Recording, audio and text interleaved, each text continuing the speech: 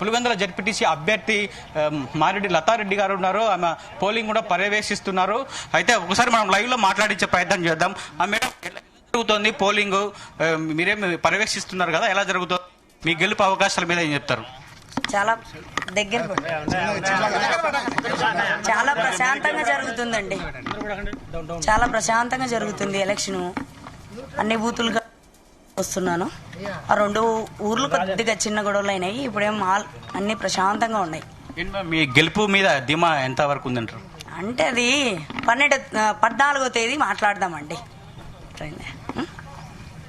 చెప్పండి మేడం, ఏమైనా సమస్యలు ఏమన్నా వచ్చా మీ కార్యకర్తలు ఏజెంట్లు కానీ? లేదండి, ఏం సమస్యలు ఏం లేదు. ప్రశాంతంగా వాళ్ళు ఎన్నెన్నో ఆరోపణలు చేయనియండి, మాకు ఎన్ని అనవసరము. మా పోలింగ్ వాళ్ళని కూడా వచ్చి ఓట్లు వేసుకుంటున్నారు కదండి. వాళ్ళు కూడా ఓటుకి ఏదో మా మీద ఏదో ఒక ఆరోపణలు చేస్తా, ఏదో ఇబ్బంది పెట్టాలని మమ్మల్ని అలా చేస్తున్నారండి. వాళ్ళు ఎన్నైనా ఆరోపణలు చేస్తారండి. మాకెందుకు ఎన్ని ఆరోపణలు ఎన్నైనా చేస్తారు. వాళ్ళు చేసినవన్నీ మేము మీరు అడుగుతుంటే మేము చెప్తా ఉంటామా ఇలాగే? ఓకేనండి. ఓకే మేడం, ఒకసారి మేడం పులివెందుల చరిత్రను మీరు తిరిగి రాయబోతున్నారు అని చెప్పి తెలుస్తోంది. సో మీకు ఎలా ఉంది, ఆ ఫీలింగ్ ఎలా ఉంది?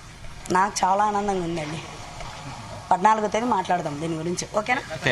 14వ తేదీ మాట్లాడదాం. ఎన్నికల ఫలితాలు విడుదలైన తర్వాత అయితే మాట్లాడదాం దీని గురించి అని చెప్పి కూడా పులివెందుల జడ్పీటీసీ అభ్యర్థిగా ఉన్నటువంటి బీటెక్ రవి భార్య లతారెడ్డి అయితే ధీమా వ్యక్తం చేస్తున్నటువంటి